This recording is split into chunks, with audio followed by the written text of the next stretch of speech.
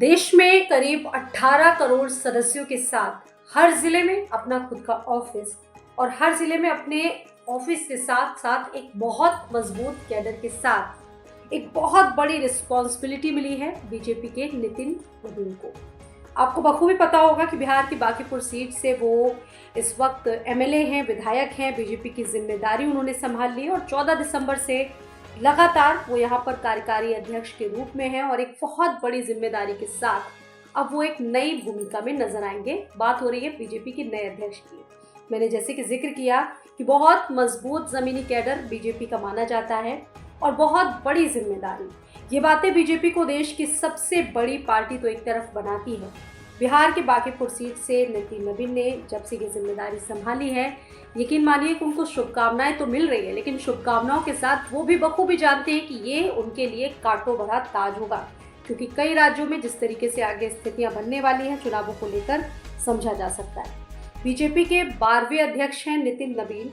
नितिन नबीन जिम्मेदारी तो संभालेंगे और जिस पार्टी की जिम्मेदारी वो संभाल रहे हैं, बीजेपी कमाई और ऑफिस इंफ्रास्ट्रक्चर और सदस्यों के मामले में भी कांग्रेस से बहुत मीलों आगे है।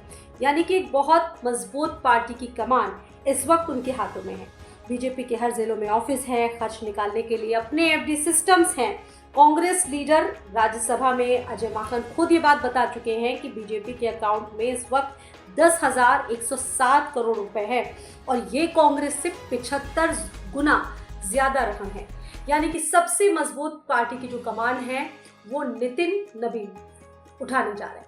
अब सबसे बड़ी बात है कि कई राज्यों में स्थितियां आप देख रहे हैं कायस्थ बिरादरी से ताल्लुक रखते हैं। अगर हम बात करें तो अब पश्चिम बंगाल में जिस तरीके से इलेक्शन होने जा रहे हैं, माना जाता है कि वहां पर कायस्थ बिरादरी अपने आप की बहुत मजबूत पकड़ में है। और अगर हम इनके नामांकन की बात करें, नितिन नबीन की बात करें, तो इनका नामांकन भी इकलौता था, निर्विरोध चुने गए और निर्विरोध चुनने के बाद प्रधानमंत्री नरेंद्र मोदी ने खुद माला पहनाकर उनका इस्तकबाल किया, उनका स्वागत किया और कहा कि आज से आप मेरे बॉस हैं और आप मेरे कामों का आंकलन करेंगे। प्रधानमंत्री नरेंद्र मोदी की लगभग 55 मिनट की स्पीच थी और उस 55 मिनट की स्पीच में नितिन कहा उन्होंने कि नितिन जी मेरे बॉस का और मेरे काम का आंकलन करेंगे। हालांकि सबसे बड़ी चुनौतियां उनके सामने मैंने बताया कि पश्चिम बंगाल, तमिलनाडु और केरल जैसे राज्य होंगे, क्योंकि यहाँ पर कभी भी बीजेपी की सरकारें नहीं बनी हैं और ऐसे में नबीन के नेतृत्व में बीजेपी ने इन राज्यों में अपनी पैठ मजबूत करने की पूरी कोर कसर झोंकी दिया।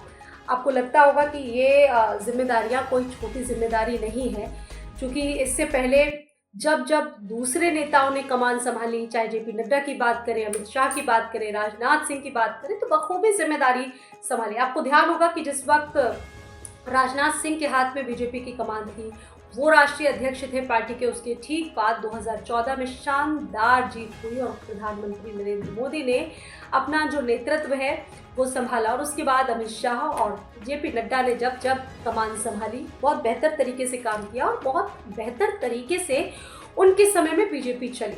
अब नितिन नबीन के कंधों पर नई जिम्मेदारी तो है और वो इसको बखूबी संभाल रहे हैं। हालांकि अगर हम देखें तो बहुत युवा हैं, वो 45 साल के हैं, बहुत ज़्यादा उम्र उनकी नहीं है और 45 साल बीजेपी की स्थापना के भी हो चुके हैं। ऐसे में जिम्मेदारी वो संभाल रहे हैं और जिन राज्यों की मैंने बात करी वहाँ पर बीजेपी अपनी पैठ मजबूत करेगी। इसको बीजेपी बड़ा पॉजिटिव रुख मान रही है, बहुत सुनहरा अवसर मान रही है और शायद यही बहुत बड़ी वजह है कि नितिन नबीन को बीजेपी की कमान दी गई कि पश्चिम बंगाल में पैर जमाना एक बहुत बड़ी बात है, क्योंकि बांग्ला रणभूमि एक बहुत बड़ी कहा जा सकता है कि सबसे कठिन चुनौती है।